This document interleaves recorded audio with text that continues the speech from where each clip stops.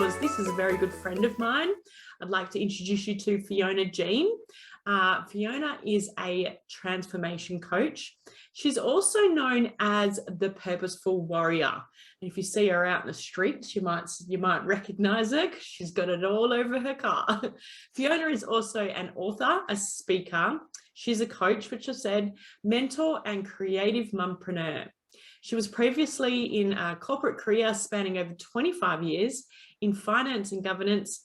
And she's also a guide and mentor, and she's also guides and mentors men and women to reawaken their own purposeful warrior and to create and connect with their purpose and prosperity.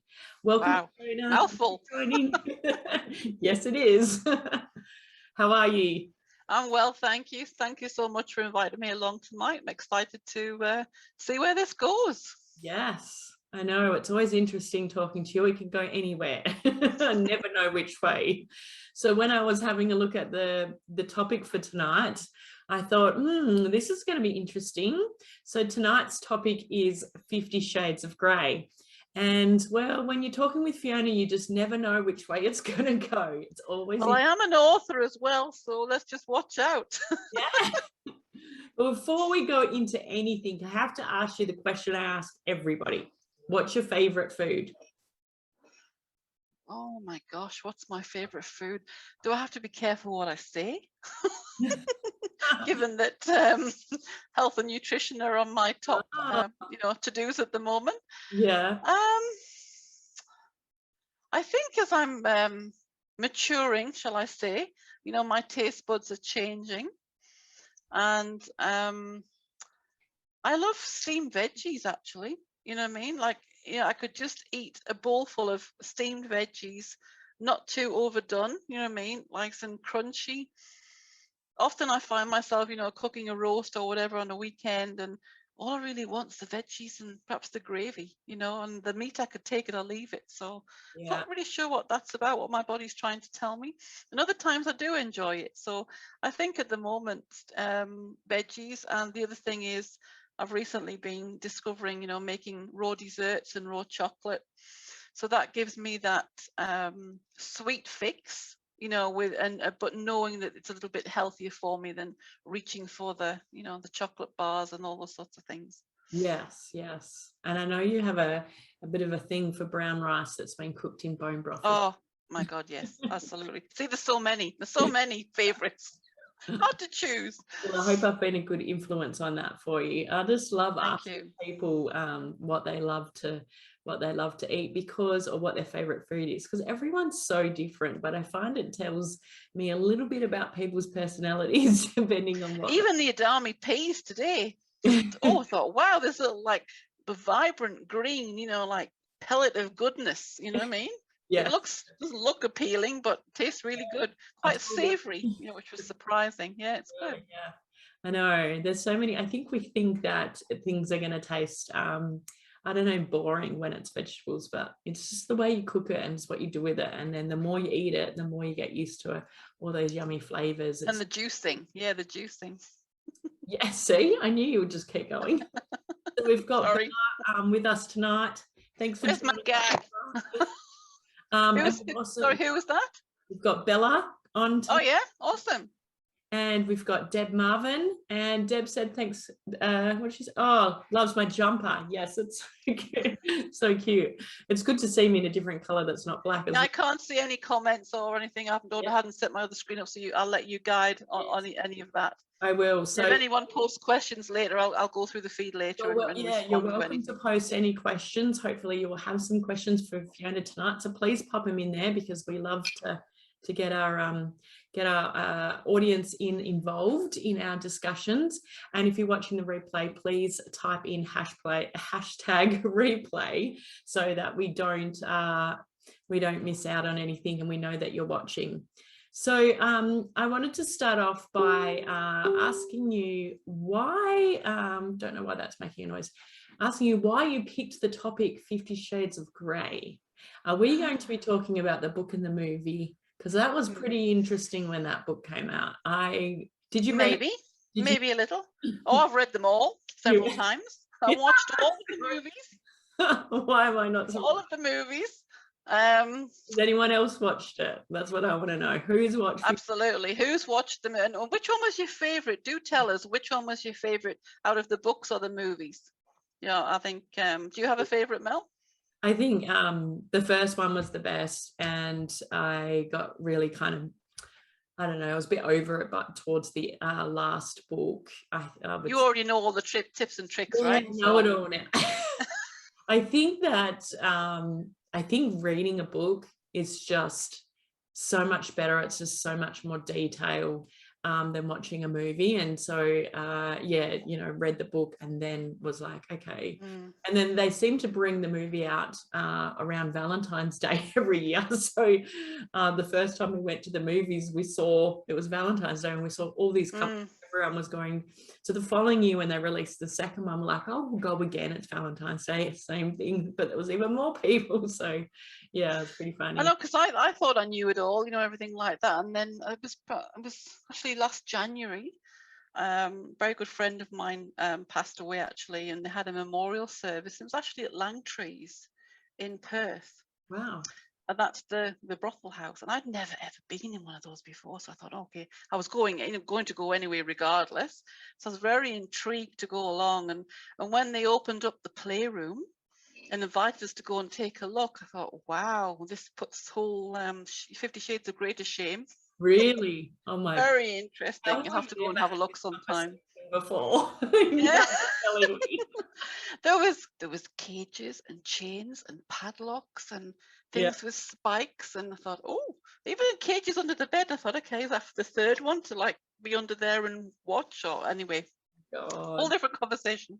Yes. I don't think I've got my jumper on. I didn't know we were going in this way.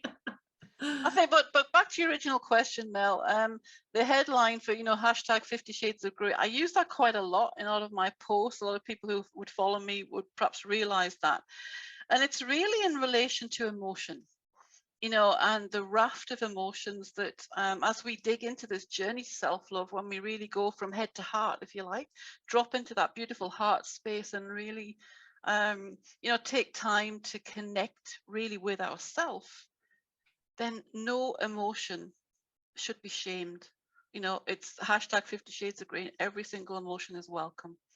And yes, we use emotional appropriateness. You know, sometimes if we're in a meeting in a corporate boardroom or in the middle of work, it might not be quite appropriate to burst into tears, you know, and sometimes we have to settle that inner trigger, whatever's going on inside. And I think I've told you this before, I use my beautiful Tiffany box analogy. So I have this beautiful turquoise Tiffany box in the beautiful colors with the white ribbon, and I pop it into the box inside my mind and just promise myself I'll open the box and unpack it later and really find out, you know, what was going on and what the trigger was around that emotion, if it's not appropriate for me to.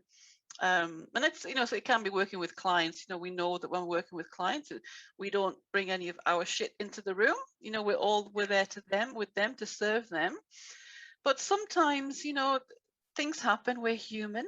It's very normal, and we might hear something in their story, or, you know, that it triggers a memory for ourselves or something. And I think that's a beautiful blessing for us to receive as coaches and mentors as well, because we can then take, you know, that lesson later and unpack it for ourselves and dig even more, you know, down to our core of who we are and what's going on for us.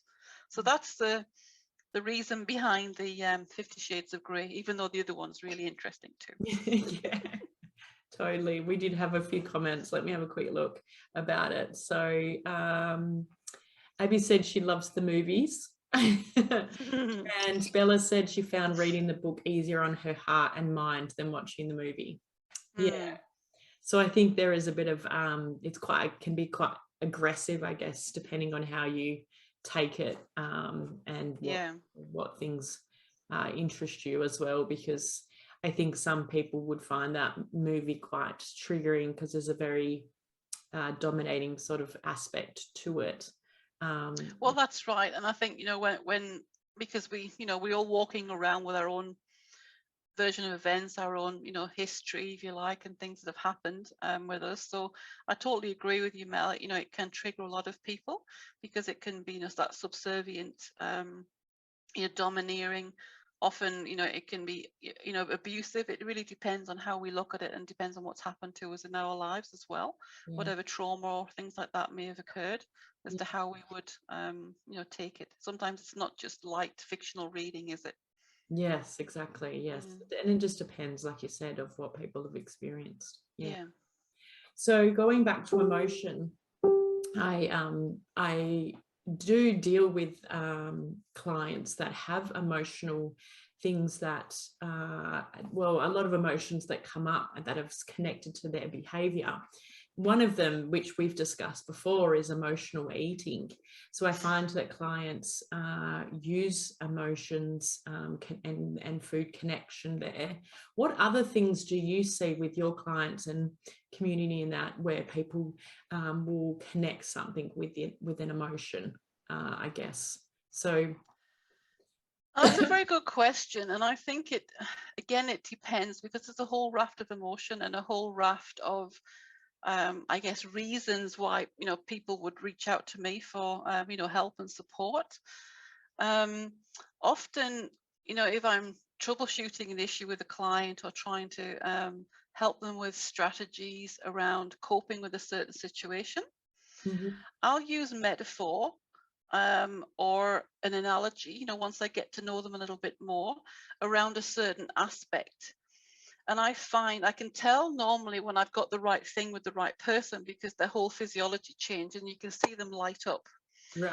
And when that happens, it's beautiful, because I know that they're tapping into a raft of emotions and feelings within them, that once I've anchored that, they'll be able to recall that, each time something else that they're going to struggle with or a challenge occurs, they'll be able to draw on this memory, if you like, or this anchor, to help them through that situation.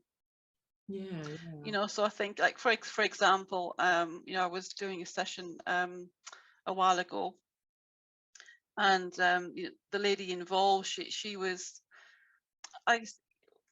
wanting to stand up a little bit more for herself, and just avoid that confrontation and perhaps conflict, at work. And I'm sure if we delved deeper, it probably would have also cropped up in other areas of her life.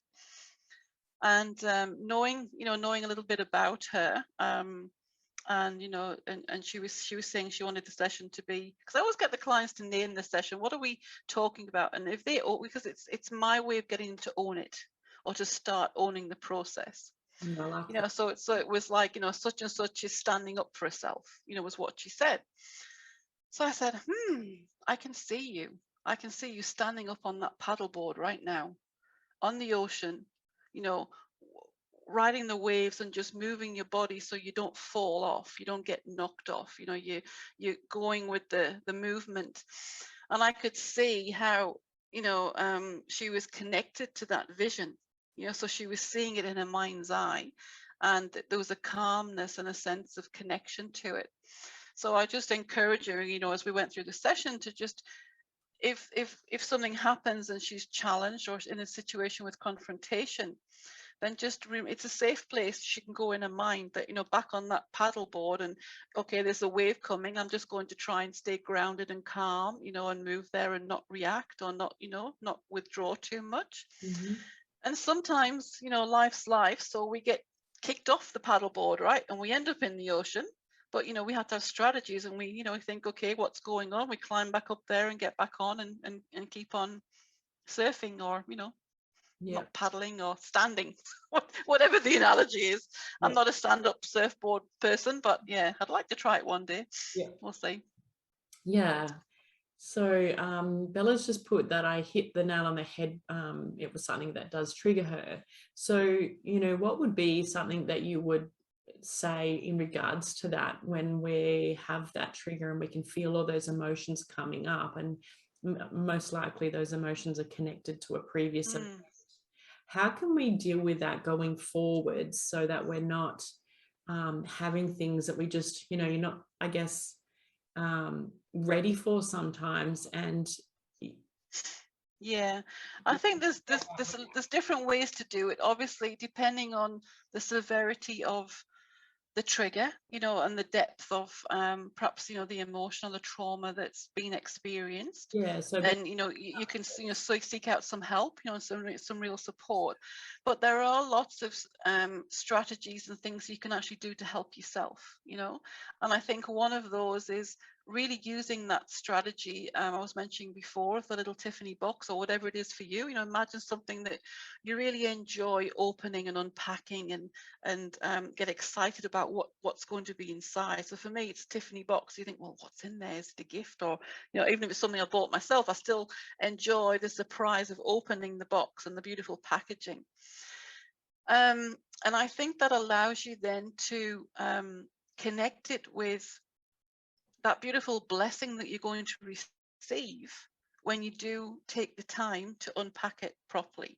And that you can do through journaling, you know, through meditation, through asking yourself, you know, what's the lesson here for me to learn before you go to sleep? And sometimes your subconscious will know. So if you give yourself and your brain space to breathe, if you like, and to bring from your subconscious to your conscious that which you need to know now. Because often the more intense the triggers are, if we choose to see that, and often we don't see it because we're not ready to see it for whatever reason, you know, there's blinkers on, if you like, and we can be going about our and there's signposts left, right and center, but we're just not seeing them. You know, we keep driving, we're not seeing all of the signs, and eventually we will see a sign. And once we've then dug into that sign and understood what the blessing or gift is behind that, we'll be able to then look back and think, shit, I saw that. That happened 6 months ago, 2 years ago, same thing, same pattern. But until we're ready to see the lesson and learn the blessing, we don't actually fully see the sign. I do believe that. I think also it depends on the emotion. You know, the emotions themselves they're funny buggers. You know, they really are. They're a lot of people, you know, a lot of people, I'm generalizing, but the majority of men, especially actually that I've worked with, I'm only talking about, you know, those that I've worked with, are really emotionally shut down.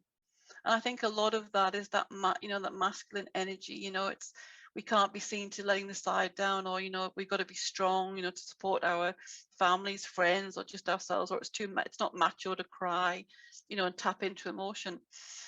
So sometimes people don't even realize what the emotion is.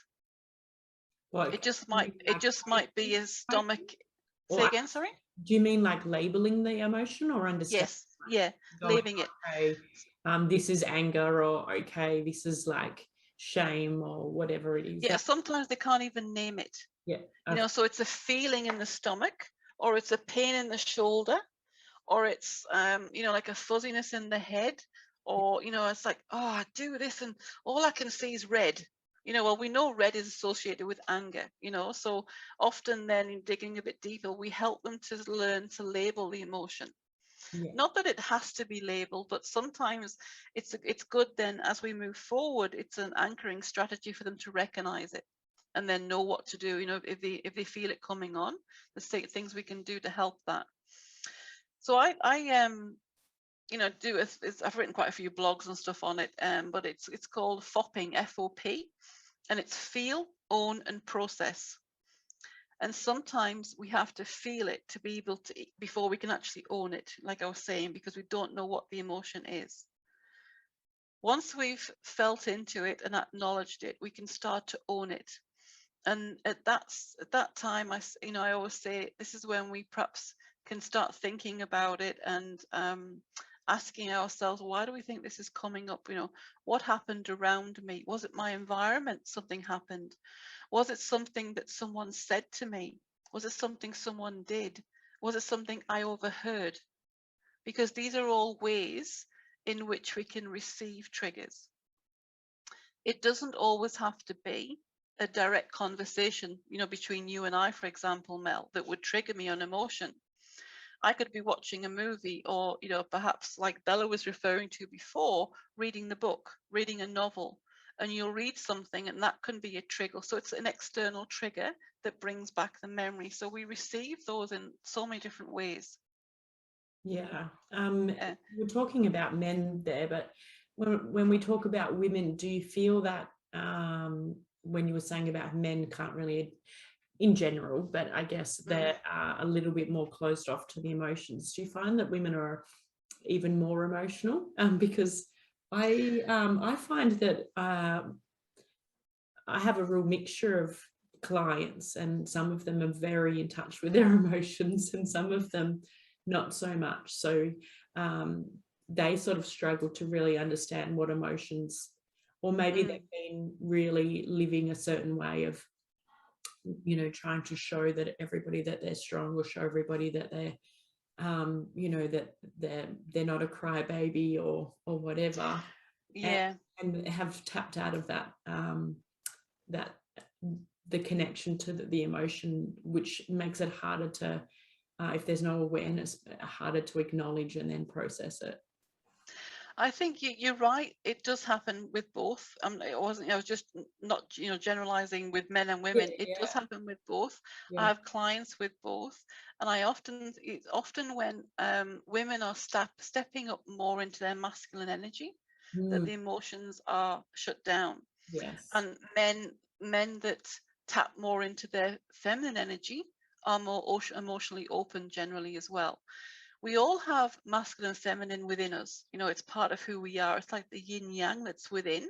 Yeah. And we really, you know, need to learn to balance that, you know, because it's two sides of a very beautiful coin, if you like, or that, you know, a part of us that allows us to drop in to our heart space even more when we can balance that.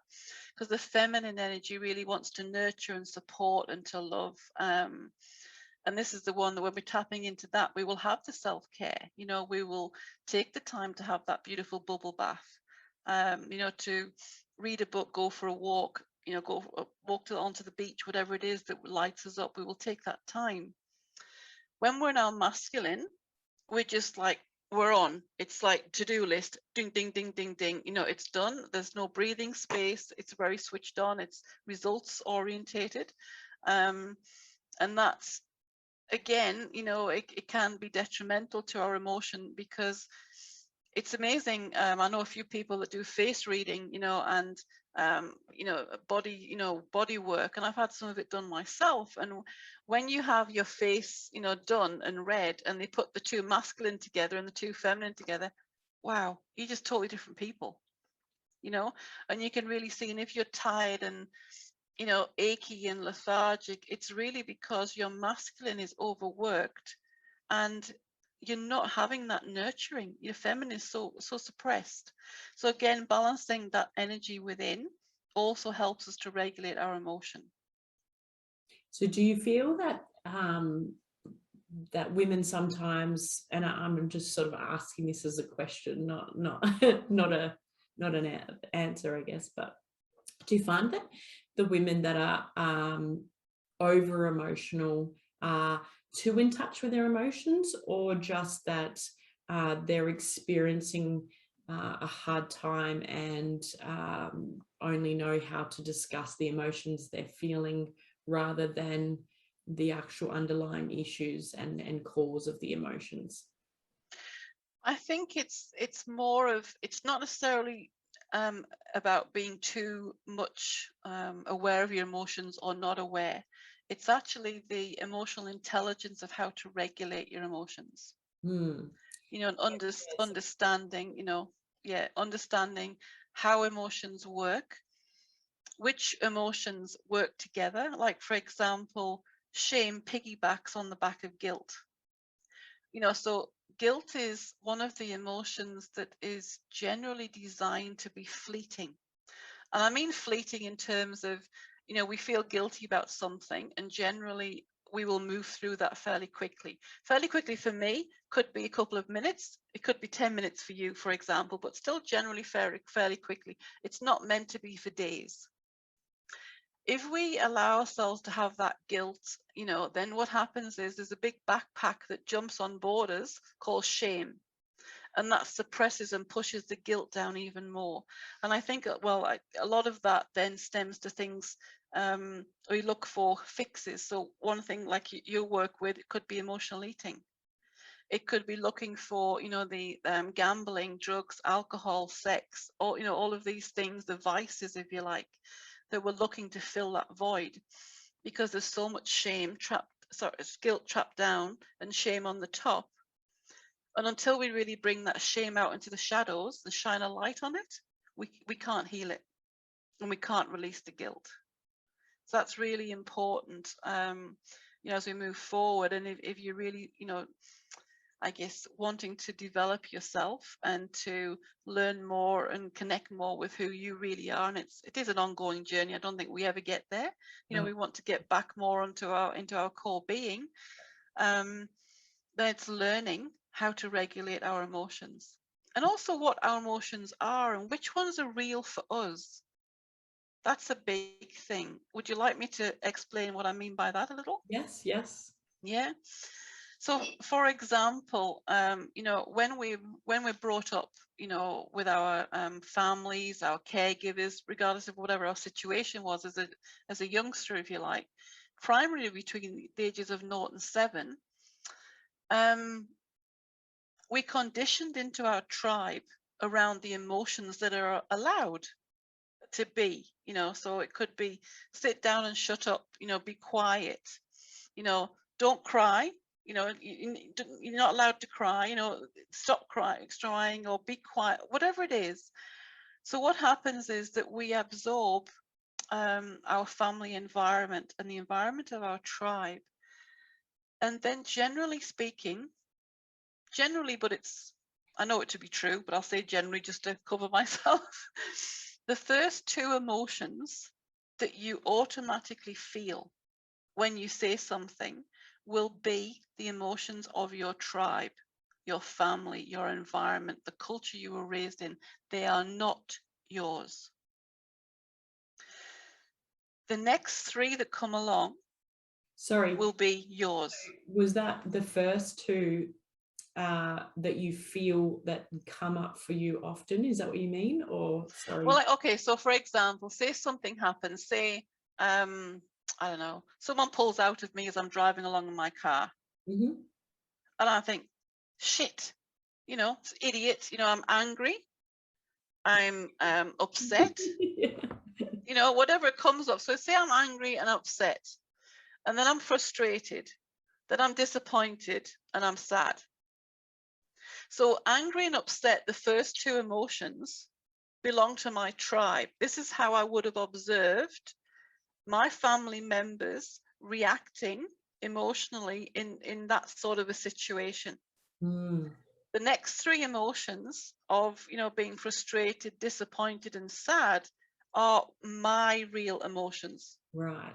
Because I'm frustrated it happened. I'm perhaps disappointed that the driver wasn't paying attention. I'm sad that, we could have had an accident. So those are my real emotions. So I think that that's something that, I guess one tip, if you like, I would encourage anyone that's listening. If something happens and you feel, oh God, I'm pissed off and I'm angry, just keep going and name, if you can, 5 emotions as a minimum. And then disregard the first 2. And what's after the first 2 is what your realness is of that situation, the real feelings. Yeah. Oh, wow. I'm gonna have to try that now. It's really interesting. It's interesting how to do that, and I think also interesting is a funny word. Sometimes when we say interesting, our brain is shutting us down from exploring into something. So again, if you find yourself saying the word interesting quite a lot, sometimes it's worthwhile thinking about, what was I in? Why did I find that interesting? And just sit with your journal or your pen or even just your thoughts, conscious cuppa of whatever it is that you're drinking, and sit down and just say, why did I say interesting to that? Because often when we take the time to think about it and to dig a little bit deeper, we'll find more nuggets of blessings that we can start to unveil. Yeah, right. Wow. I think there's probably so much we can talk about when it comes to emotions, and I think it's probably worth having you on again so you can talk more maybe about regulating emotions, because I think that's something that a lot of people could really benefit from. I don't think it's something that we learn from our parents. I think No, it's we something don't. we have to learn over time as growing as adults. And I know that's something I have had to personally do a lot of work on. And I think, yeah, and I agree with you, Mel. And I also think that, a lot of people aren't even aware yes, that they're living in the emotions of their family. They're enmeshed into that environment, and then it reflects. So it's like a tribal cycle. yes, We were brought up with our parents doing the best that they knew with what they knew and how they were brought up. And for me, one of my missions is to stop the tribal cycle with this generation and start reversing it. So we heal relationships with our parents and not stay in the anger or whatever it is that we have, the sadness around certain events and things. We start to heal those relationships, yeah. and we heal the relationships with our children, and everyone learns from that, and then that's one of my dreams, is to make the world a better place. Well, that's pretty awesome. That's a good one. Oh, thank you. I think I'd like to talk to you a bit more about some of the things that you brought up tonight. I really enjoyed it, especially emotions. I think it's an interesting topic. There's so many things we can cover, and maybe there is a bit It's interesting, isn't it? I think there could be a bit of space or other Yeah. emotions that come up about even talking about our emotions. So it's definitely room to have a chat again. So I appreciate your time tonight. So where can people find out a bit more information about you if they want to find out how they can work on some of the areas that you cover as a transformation coach? Yeah, sure. I think I have several groups, but I think the best one that would fit in with, your ladies here would be my inner strength group, where I talk. My primary message in there is becoming functionally selfish. It really is that functional selfishness of taking care of ourselves, filling our own cup. So if you like, I can post a link, to the group there. I also have a free gift to give away, so I can either put that in the group as well, and there's always free challenges and things going on in different things. So if anyone's interested in that, it's all about connecting. Yeah, thank you. No, I'm sure everybody would appreciate that. So everybody keep an eye out. Fiona is going to pop a link with her details and her Facebook group, so you can look at what else she has to share, because she's just full of lots of information. Yeah, we have some interesting chats, I can assure you, that to learn from her. So thank you very much for joining me tonight. I really appreciate it, and I know that you love chatting just as much as I do, so it's going to be easy to get you on board, I'm sure, in the near future.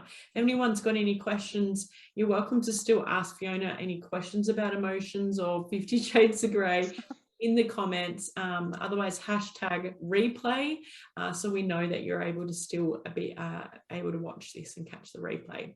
So yes, thank you, and good night to everybody. Thanks. Good night. Thanks so much. Yeah. Sure, I'll see you again. You will. All right. Thanks. See ya. Okay. Bye. Bye.